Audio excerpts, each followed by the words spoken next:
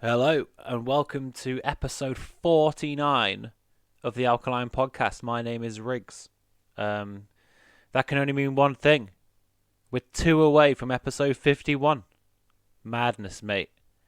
Where have you been? How have you been? You been alright? I've been alright, mate. I've just been preparing. For park comedy. Been away for a couple of weeks. But I've recently received from a couple of people some positive affirmations about me making this podcast, because it's quite a low key affair. I'm not going to lie to you. I'm sat here in nought but a shirt. Which is why I bought a video camera, because I was like, maybe I'll start doing YouTube, and I'm like, but I do. Then I might have to get dressed more often for content, which isn't what I had in mind. Do you know what I mean? I want to do this on my own terms. And my own terms is this. Well, a few people have been saying some alright shit. They've been saying it's quite funny. I guess people are just kind of interested in the sort of bottom rung of the UK comedy circuit. I guess they are. And it is back. We've been preparing. We've been shadowboxing in my living room, preparing for these park gigs, getting rid of all that coronavirus material. Just keeping writing until you stop writing COVID-19. And if you haven't written COVID-19 for like a paragraph, your bit's probably ready to go. Because you have to start there, don't you, when you're writing, because it's what's been happening. I saw a comedian on stage accidentally say the other day. And we were like, no, not the other day. Those events haven't been on for almost half a year, not the other day. But it's why you get stuck into those little things as a comedian. It's hard to shake it. I always say, do you know what I mean? Do you know what I mean? I was going to change the name of the whole podcast to the Do You Know What I Mean podcast, but I feel like I just end up being like, I'm enabling myself. I'm just encouraging myself to keep saying it more. I used to make a conscious effort to not say it. And then I think I ended up saying it more. Sometimes when you think about something too much, it just starts happening. Like depression. Those errant thoughts just keep coming in and in like some sort of rising tide. You have to put up bleakers, mate. Comedy's back. I'm going to do my first. So when you think about stand-up comedy now, most people are thinking about people in like Regent's Park, like mad people blaring at pigeons. That's it. That's what we're doing. I don't know what the park is in London that has that big swan boating lake. Do you know the one where you can just sort of pedal about the place? I want to do a gig there. I want everyone to pedal out into the middle of the lake, and I'm going to pedal into the middle. It'll probably take a while. There'll be like a 64-point turn in the middle. I'll be like, sorry, everyone. Do you know how when people go in the round? I'm going to go in the round in the duck pond in it's the park near the Royal Albert Hall. I can't remember what it is. Is it Regent's Park, Victoria Park, the Albert Hall Park, Central Park, Parks and Recreation, parking meter, Park Ji Sung, partner. There were the park, what different kinds of parks I can think of, but I can't remember what park it is. But I want to just basically swan boat into the middle of the duck pond and just do my gig from there. The crazy thing about these pedalos, right? Start all my jokes like that. But that's socially distancing, right? I don't think the viruses can cross the water, can they?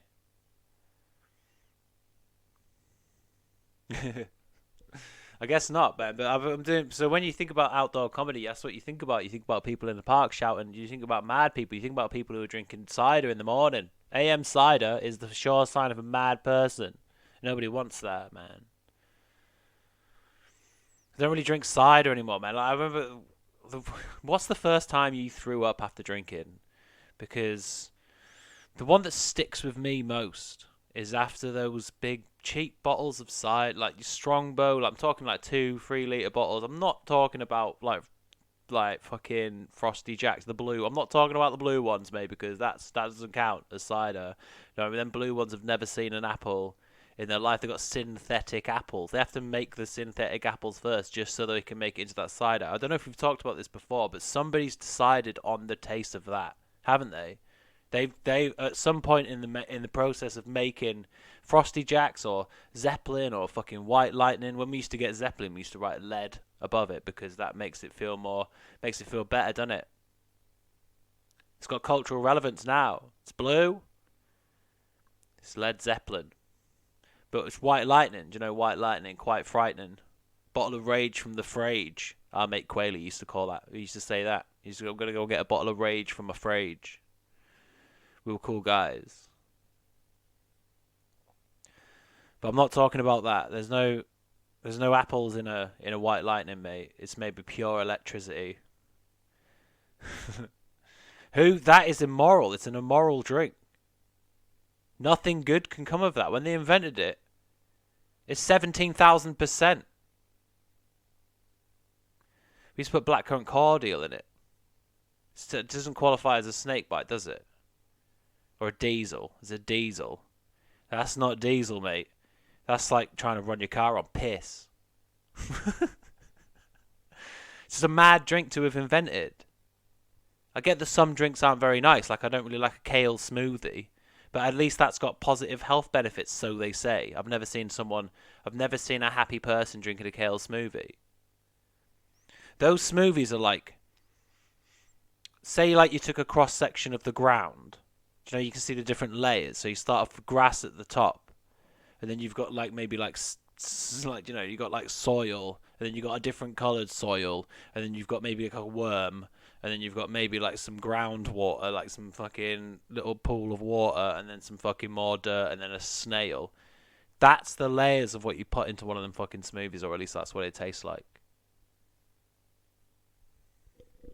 It's terrible, but at least that has positive health benefits. It's an immoral drink, White Lightning. It's just mad. They shouldn't sell it to people. They should sell it, but with therapy. If someone's buying it, they should be like, you can buy it, but you have to also accept our help. And I'm saying that as someone who used to drink it, man. You know, we've had some hard times, and you know, my friend, sort of Chilly Frosty Jack, has helped me out. I'm not saying he hasn't. He's been there for me. I've been down to the bottom of a few blue bottles. But it's not... If there wasn't that option, then I would have maybe had something that wasn't like... So we drank all this cider in this caravan, and then I just remember, do you know that thing where you kind of black out and then you wake up vomiting out of a caravan window? These caravans aren't well ventilated. We were on a kind of date. I was with a mate, and he had his girlfriend and my girlfriend, and we were about 16. We were just virgins on the loose. Virgins on the loose with our cider. In a caravan. In the Yorkshire Dales. It sounds like it sounds like more of a kidnapping situation than a date. Who's proposed that idea of a date? I can't remember whose idea it was. It probably sounded, do you want to come camping with us? We probably said. Do you want to come camping with us? We found this caravan. We've got this cider. Ended up chundering out of a window. The caravan stank of just sort of vom. And I remained a virgin.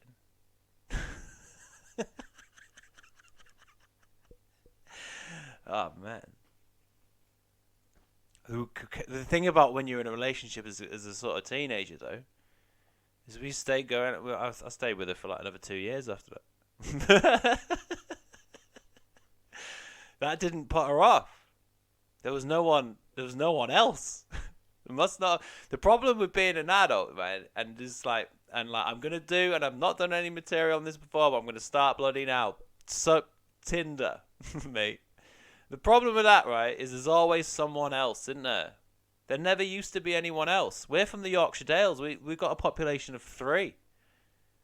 If you didn't go out with him, You were going to be a spinster.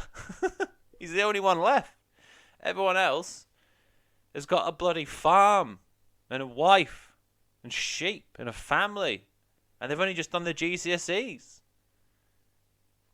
What I'm trying to say to you is nowadays, fuck dating nowadays, just because there's always someone else.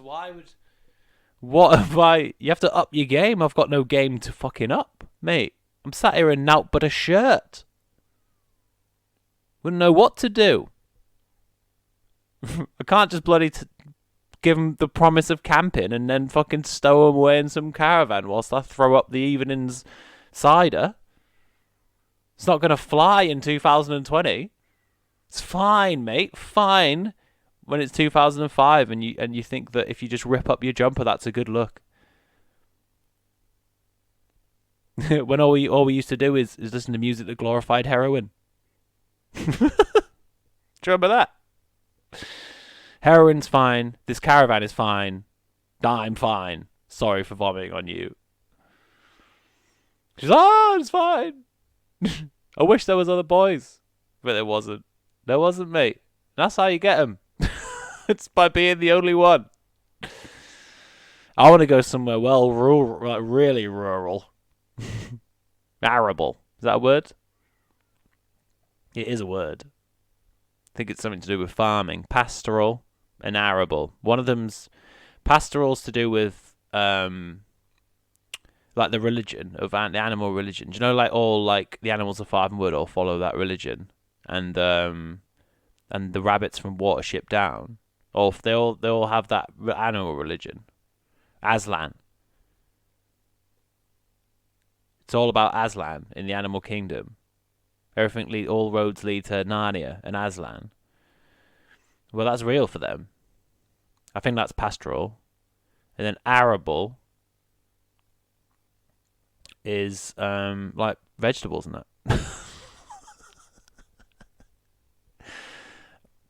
I'm happy with that theory, man. And I'm on my own, so it doesn't even matter. Gigs have started again, man. I'm going out to do... Unfortunately, no pedlos are going to be provided at this gig, but I'm going out to do one in, I think, just at Regent's Park in the corner. I think it's Regent's Park, the one with the zoo in it. It might be. Might get the skateboard there, which is cool. Just got new jokes to try out. And so much stuff. The problem is, I'm not gigging now, is you didn't stop writing, so I've got all this stuff that I've written that has now become irrelevant before I'd even got a chance to do it. If you ask me, this whole lockdown was a bad idea. It's worrying because I don't think I've ever had any symptoms of the virus. I've had a couple of tests because you gotta get yourself checked out, ain't you? You know, they teach you that, man. But like, I haven't had any symptoms, and then like one day it's just gonna be like, bow. All of the symptoms. The Simpsons. Just gonna drink a little bit of tea from my unicorn mug.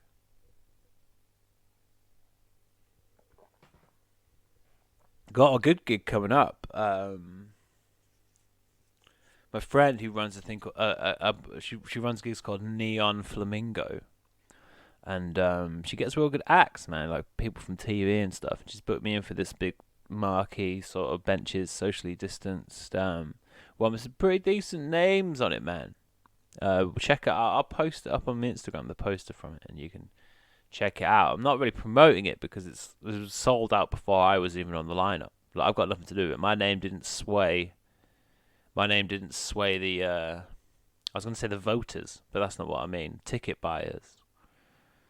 They were like, we'll wait for it to sell out, and then we'll announce him. It was like, what an anticlimax at the end. But it's going to be fun, man. I was talking to my friend about this earlier on, and like, I feel like a lot of people have like a false sense of kind of achieving. I'm not trying to say that people haven't achieved stuff, but you feel like you're in a much more tangible position in life than you actually are. And then you realise that when it sort of goes away, like, because everything just sort of stopped in March. and then I was like, oh shit, I've got nothing. I haven't got anything. Like I'm like talking like like I'm talking stand up wise. So I was breaking into doing these open spots at these like clubs around the country and stuff. And then it was like, boom, nothing. I've got no internet. I've got to do this podcast, but I don't write sketches or stuff like that. So I'm like, fuck, I've got nothing. So now when stand-ups come back, I feel like it's kind of a good thing because like I was talking to my friend about it the other night, and I was saying it's kind of because I'm kind of aware of how intangible it sort of is. It's only as important as you sort of kind of make it, which has like led me to be like, it's made it more fun to sort of write bits and that. Like whereas before I was like, oh, I've got to get this super tight set down for all of these opportunities, which I guess is true. Like you still do have to do that, but now I'm a bit like, but if it goes away again, like you don't want to have. You want to make the most of the actual gigs because you're always looking. I think what I'm trying to say is like you spend a lot of time looking for that progression, like looking for that next gig, and you're like, well, I'm just happy that we're doing this. Like I'm happy that we're just going to fucking Pedalo Park and just fucking screaming at ducks. You know what I mean? Like, and then if you get these better bookings, like this, my friend Vix, he runs this Neon Flamingo. If you get better bookings like that, that's just a bonus, man. But like you're getting to do it, so you're just taking each gig as it comes. Whereas before, it was just sort of more of like a numbers thing. It's like all of my favorite comedians have been gigging for 30 years. Like they're like, and they all brag about, and I get this from like working in kitchens as well. People are always like, I've worked 3 months without a day off. I'm like, man, that's savage. But then that's their thing, isn't it? Chefing, like they're proud of that. Whereas to me, that sounds a bit like prison. But I'm like, oh well, these comedians, like we go out and we do like every single night for like. I listened to a Nate Bargatze podcast, and he was saying that he went out every night for 9 years. Which is mad, isn't it? But you don't think about it when you're doing it, and it becomes like a numbers game. And you're like, by like the 10th year, it's a long game as well. So by like the 10th year, you're like, because I've been doing all these spots, I'm gonna be really good, which is true. But then I feel like if you focus too much on that, maybe, then you lose sight of the fact that you're even just doing it. And it's made it more fun. It's made writing more fun. It's like I'm looking forward to saying this on stage, not just like, oh, I've tweaked this bit of my set to make it super extra tight. But it's like, oh, I've written this like fun, like stupid bit, which would be like a laugh to say. And then you start getting more excited about gigs. Not that you weren't excited about gigs before, but I just don't think that maybe sometimes we don't just appreciate the fucking ride, mate. Not to get all fucking Bill Hicks at the end there.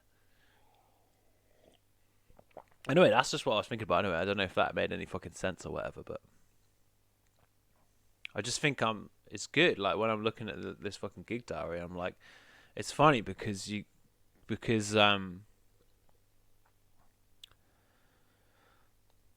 well, before the lockdown, we were just taking any gigs, like any gig that comes in. I'm free. I'm doing it. I'm doing your gig, man. But like, and that's still the same now.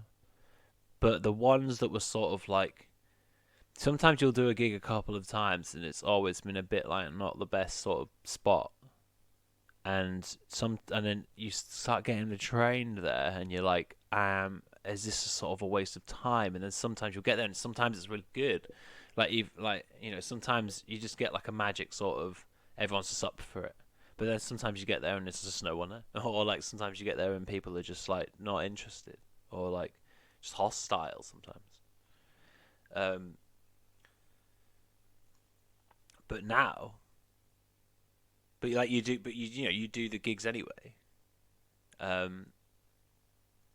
Whereas now, the sort of bar for the sort of stand, like now I'm just like, oh, it was outside in a beer garden and there was 6 people there. And I'm like, oh, that actually sounds good. That sounds banging. Like, what? Sign me up. Whereas a year ago, if you'd been like, in a year, I've booked you onto this spot, it's in the beer garden, and there's 6 people there, I'd be like, why?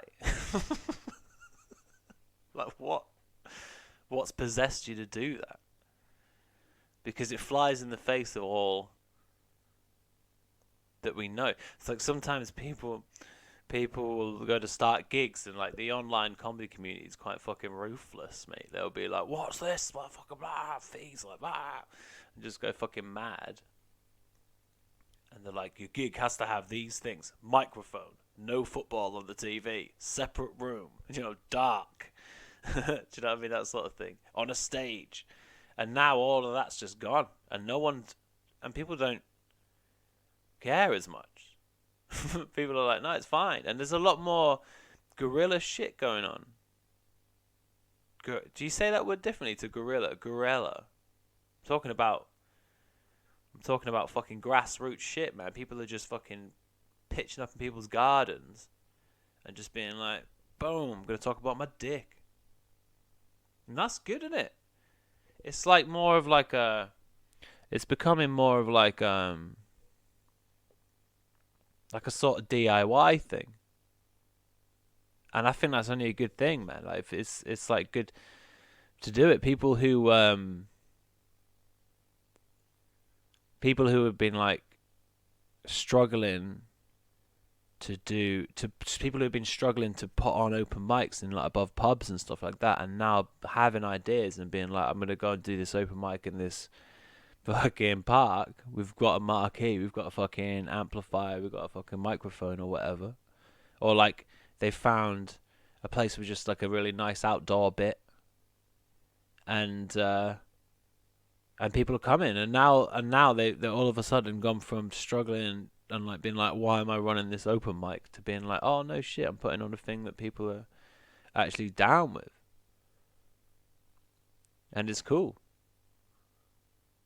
Obviously, like, it's bad that there's the sort of the other end of that sort of scale is that people like the bigger clubs can't open as much and that sort of thing. But just purely from like a sort of lower down sort of grassroots level, like you can just do loads of shit yourself. I bought this fucking video camera to start fucking recording my shit, so I can start like putting it up, getting a bit more of a fucking social media presence. I've got like a YouTube channel. It's like Riggs Comedy or whatever. I've got to sort it out really. Ideally I want a fucking website or something like that, don't I? But like but I haven't thought about making any other sort of content. Like I'm not going to start videoing this because like, why? What? I want you to zone out. I want you to listen to me while they go to sleep. That's fucking so creepy. And what I mean by that is I'll just come over. I'm not talking about the pod. I mean, I'm just talking about putting a chair in the corner of your room and I'll just sit there and I'll be like, well, the thing about open mic comedy is this. And you're like, could you fucking shut up about open mic comedy? And your wife's like, who's that? Who's that guy? And then you can be like, I'm like 1/10 of his listeners. Just me on my own. It'd be like, but that doesn't really make much sense. You know what I mean? Like, she's all like, I listen to the Joe Rogan podcast, but he's not in the corner of a room lifting fucking kettlebells, is he? So why is he here? And he'd be like, look, he's got nowhere else to go. Listen to a couple of episodes of his podcast and you'll work out why.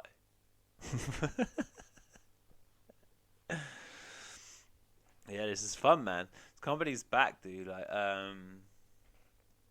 and it's nice to be out and about, man.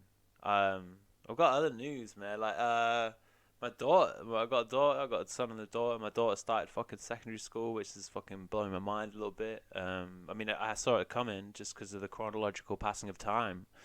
But it'd be absolutely mad parenting if that caught me by surprise. What the fuck?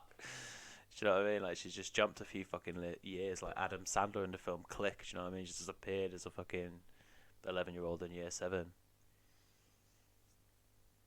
It's cool, man. It's the first time you go to school where you move around between classes, makes you feel like a real person.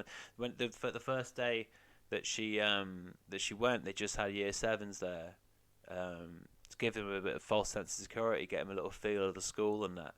What you can walk around the corridors without being fucking wedgied, atomic wedgied. I wonder what they do now. I've got to look. I've got to find out what punishments they dole out, because there used to be like sticking people's heads in a toilet and flushing it. Did that really happen? Seems fucking archaic now, doesn't it? Maybe they've got to do something with like a Dyson Airblade now. Maybe. I wonder what they do. They probably do some like financial. They probably do like fraud on them and stuff. Internet fraud. It's all cybercrime now, isn't it? Cyberbullying. I'm glad we had none of that. I'm glad we had none of that when we were little, because I think I spoke about this before, but we were like just on the cusp, weren't we? If you're my age, which is mid-30s, 33 I am, but which is Will.i.am's brother, by the way, 33 I am.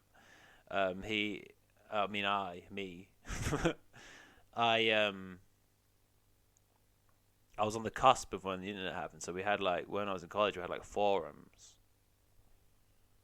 Once met, me and my friend Rich, who was actually the person who came to the caravan with me, the double date kidnapping in the caravan. And I've started a couple of these episodes and then erased them. So I'm hoping that when I talked about the cider caravan, that was in this one, because right now I can't remember. But if it wasn't, then that's just a callback to nothing. I should have just breezed past it, but I didn't. But my friend Rich met a girl from Watford on MSN, and she had a mate, and then he passed her details to me, and then I just basically chatted up his mate and her mate, and then we sort of double dated on MSN for a bit, which is mad, isn't it? And then we went down to Watford on the train and hung out for like a day. It was when try and date it. It was when Sixth first came out. If you listen to sort of whatever kind of music that is, what is it? Drumming. It's drumming, mate. It's drumming and wailing and screaming music. I don't know what it's called. I sound like such an old bastard right now. I think I accidentally bought some dad trainers. I hope I haven't mentioned that already. But I was just trying to buy some sort of retro trainers, but I went to Sports Direct, which is morally bad, but they do have a never-ending 70% sale, so, I'll feel guilty for it later. But for right now, I'm wearing no shoes, dog. I should try them on, really. I didn't even try them on. I just went in. I'm so bad at buying clothes, which, if you've ever seen me, will come as literally no surprise to you at all. I used to just have one pair of trousers that I just wear. Just wear those. They're my trousers. Makes it loads easier. I've had a lot of t-shirts because I'm quite a sweaty boy, so like I have to change those a lot. Especially now since I've started midlife crisis skateboarding. But I didn't try them on. I just was like, how much are they? They were like 18 quid. So I was like, sound. Reduced from £7,000. That's brilliant. I'm not going to think about how you did that. I'm not going to think about the process of lowering that price by well over 70%, if I'm being completely honest. I'm not sure who would have bought them at retail price, because they don't look like they're flimsy. You shouldn't be able to bend trainers like that, I don't think. And they trick you with the expensive ones. I don't know what makes them more expensive, but they have one that's like, this is 150 quid, and then the one next to it's £18.50. and they know you're going to buy the £18.50 one. The other one's a decoy. They put decoy shoes in because they're probably just the same quality, aren't they? Why are they buying some really good quality ones and then ones that are like a quid? And then putting them next to each other. It's a mad shop. The shelves are well too high. They've got stuff that you could never possibly buy. Do you know what I mean? They've got stuff that's 30 feet in the air. The shorts. I like the look of them shorts, but they're just too... Like, what do you want me to do? And then a fucking guy slides in like it's a fucking old-fashioned library. Slides in on a fucking ladder. Like it's the Page Master. Starring Macaulay Culkin. Fucking slides across the thing. Gets you your big pair of luminous shorts down from like the fucking rafters. What are they doing so high up there? It's a mad place to display clothes.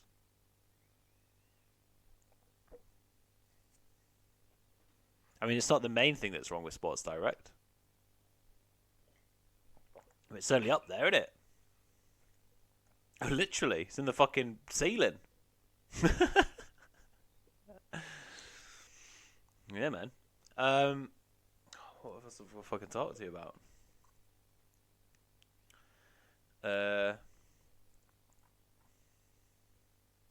No, I guess that's probably about it, man. We've reached our fucking half an hour limit. So, thanks for listening, man. And if you have got in touch with me, like a couple of people have got in touch with me and been like, "Oh, fucking down with your pod, man." So, thanks if you have done that. Thanks for listening, man. Tell your friends about it. Get some more fucking listeners. We've got quite a low key community here building up. People are getting in touch. So it's cool. I'm enjoying it. It makes me want to make more. Sometimes it's quite because just do this on my own. Sometimes and it's like just literally just talking absolute just fucking nonsense. So sometimes it's nice to you can be a bit like out at sea. Do you know what I mean? Like you're like, what the fuck am I doing really? But when people are like, oh no, that was okay, and I've listened to a whole bunch, people have been listening to like a bunch, like it was a fucking ongoing narrative, which I guess it is in a way. But if you are one of those people, man, like thanks a lot. Like this one dude got in touch a few months ago, and because I used to, I started this podcast because I wanted to stop drinking, and I was doing all right. And then some dude got in touch with me from my school and was like, "Oh, I listened to some, and it's actually inspired him to stop drinking, which is fucking cool, isn't it?" Unfortunately, I did since relapse a bit. Like you call it a relapse. I just made a decision to fucking be more responsible and just to sort of be happier. And it's so far working out right. But it's so. I mean, if listening to it has helped my fucking old school friend, then that's fucking great, isn't it? So it's nice to hear that. It makes you feel like you're not just fucking just being fucking mad, I guess. But it happened before. I quit smoking when I was in college, and I managed to quit for like 3 months. And it inspired my friend Leonie to quit smoking, and then she just quit smoking forever. And then like a week later, I started smoking again. But I guess, it still helped someone a bit, even if you did end up just sort of. I'm glad that she quit when she did. Is what I'm saying. If she'd held off, then she'd have been like, nah, fuck it, and then she'd be in a whole fucking world of fucking lung trouble. But she's not. She saved herself, got out while she could. I'm an inspiring person with zero commitment.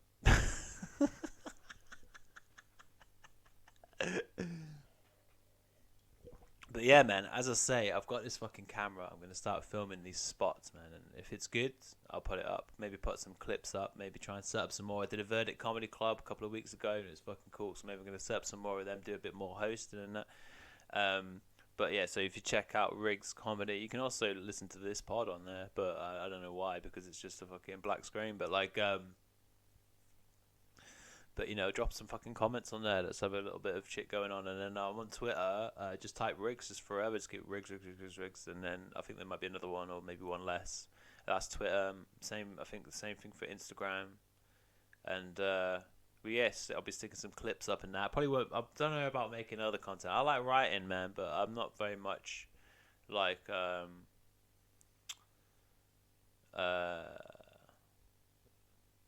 can't see myself making any fucking like one person plays or anything like that anytime soon. But you never know. You never know. I'm not closing the door on a one man musical. Is what I'm saying. I'm not closing the door on it. But for now, the door is just slightly ajar. Do you know what I mean? It's slightly ajar, but being closed. You never know what's going to happen to you, and that's life, man. You never know what's going to happen. So stop trying to make everything tangible. Appreciate the intangibility of your life, and fucking remember to wash your beards because you're an ugly cunt. And I'll see you later.